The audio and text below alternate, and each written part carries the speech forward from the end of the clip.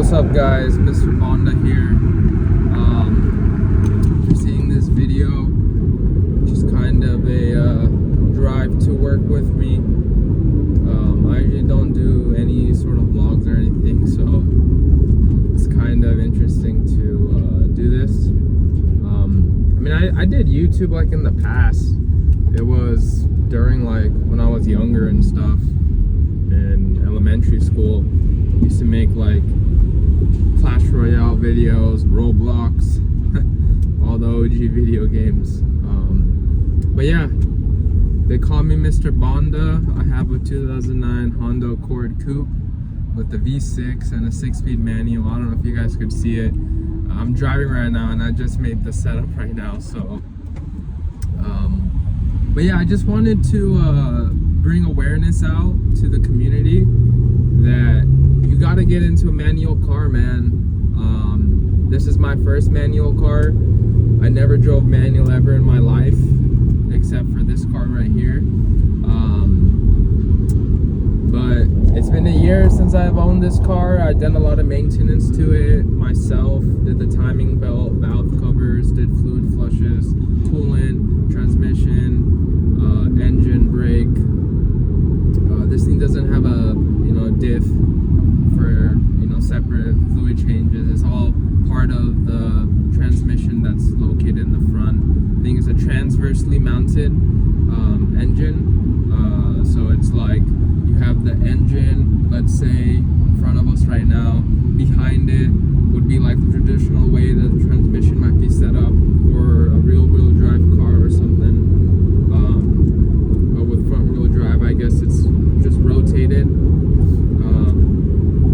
horizontally instead of vertically, depending on like your point of axis where you're referencing from. But yeah, so splurged on that, but yeah, you get the point. You gotta get in a manual car, man. It's tons of fun and it's definitely something that I enjoy. I can't even get into automatic car now without having the tendency to shift gears and do something while I'm driving. Like, I can't be just sitting there looking around, pressing foot on the gas, brake, foot. You get the point. But the whole idea is that the manual car just puts you more engaged into driving. You're more connected to the road, to the car. Some other manual cars I've driven, I worked at a dealership, so I drove like a lot of manual Toyotas. I think my favorite one, my favorite manual car besides this one, was driving the Mark V Supra. The newer one is like 2024, but it was a manual, so that thing just grips, like the clutch just bites so fast, the car goes. I didn't send it too hard. I just drove it. That was a mischief. I almost mischief right there. I don't know if you guys could see, I tensed up.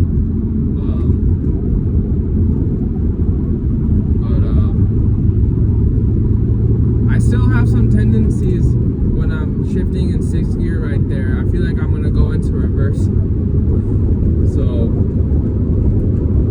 I'm getting better with that. It's still a work in progress, guys. It's been a year. But yeah, you gotta get in a manual car ASAP. Whatever it is, a Civic, a Corolla. No, I don't think they make Corollas now with manuals. Got probably like an older version, but you got Civics, you got these OG Accords, 09 and earlier, and then you have, what else? I'm blanking.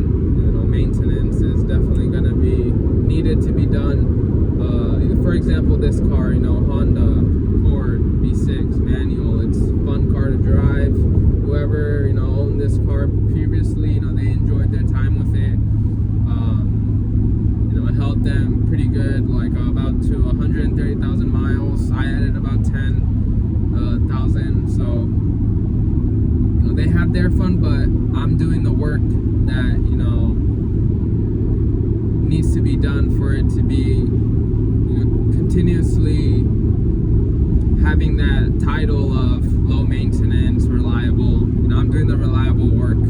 It's a lot. It was a lot. But yeah, what I did was timing belt, valve covers. I did new coolant hoses, serpentine belts, spark plugs, gaskets on the valve covers, and then the oil pan. I had to take that off because I screwed up with the timing belt. I stripped the idler pulley and the bolt for it, and I had to, you know, re-tap it and then put a time insert kit. So there's new threads, and if I just kept screwing in, you know, that thing would have just been trash, man. I would have to get a new engine. But yeah, whatever it is, find a cheap manual car. You can work on it as a little side project. You know, I'm a little bit about myself. Really passionate about automotive, and I love cars. Engineering is something I'm into too. I just really got into it, and I want to see how I can utilize the knowledge of engineering and apply it to the automotive industry, kind of taking a bridge away from just grunt work and grease monkey activities, but more of the, you know, using my head more, you know, brains over bronze, I guess.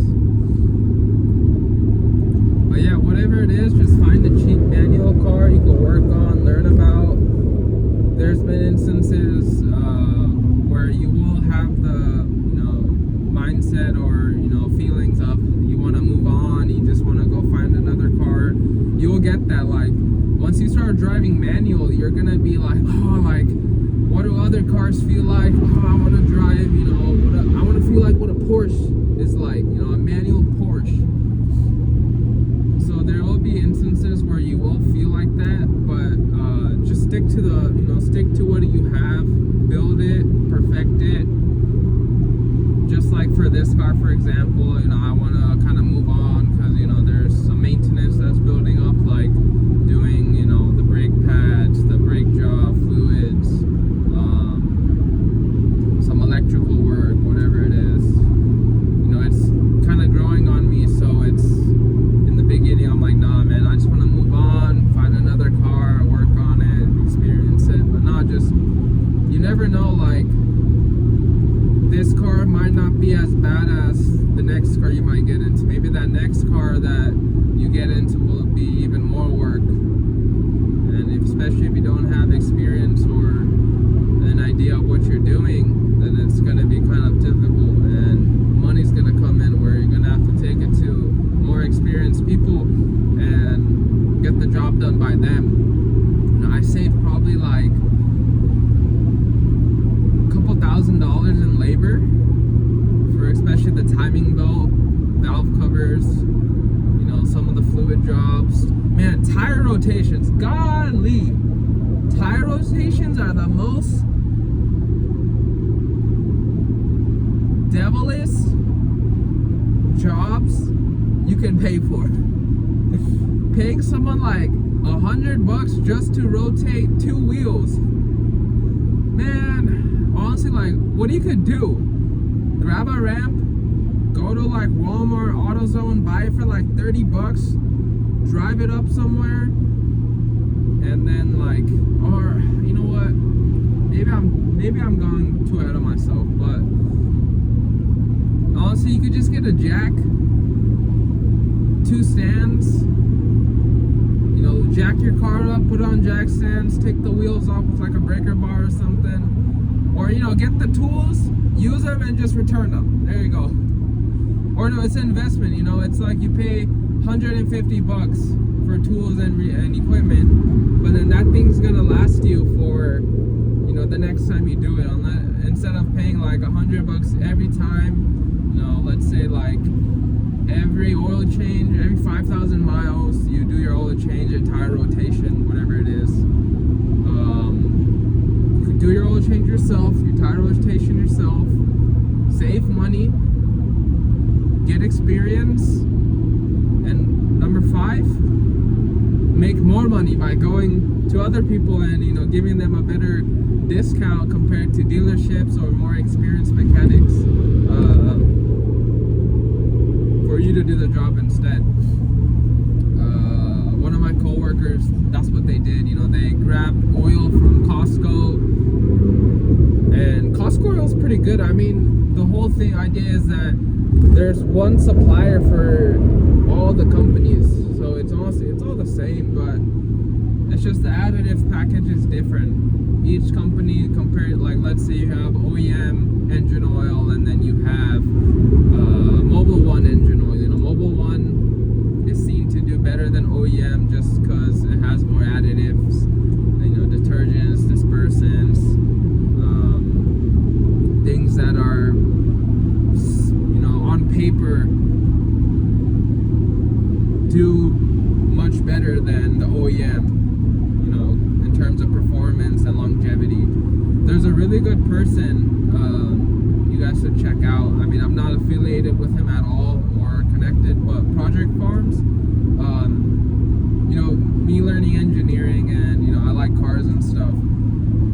Project Farm does really good, you know, experiments, especially the one with the engine oil one I'm talking about. And if you're a visual learner, oh my god, it's perfect, guys. You guys gotta check it out. But yeah, that's probably like, I mean, that's some advice also, just to help you guys out with, you know, car related things. But yeah, just get a manual car as soon as you can, when you're able to, when you got the money, you got the dough. It's tons of fun. You know, you learn a lot of stuff. You kind of start branching out from being an NPC and just following what, you know, the herd is doing, and now you're really just using your brain to understand, like, why things work the way they do. I'm gonna miss my freeway exit, man. But let's see, I'm gonna do a poll for you guys. There's a tunnel coming up. Hopefully you guys can hear it. But yeah, this car has downpipes. It's like a J-pipe. There's 3 cats on this goddamn car. That J-pipe mod, it removes one of them, and there's the other 2 cats located in the front and then by the firewall. And then I have a MagnaFlow resonator and exhaust. It's dual exit.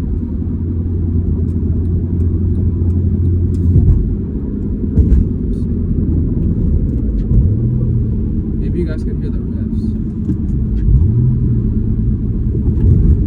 There's a big old truck in front of me. Let's see. I'm gonna turn the AC off. The windows down.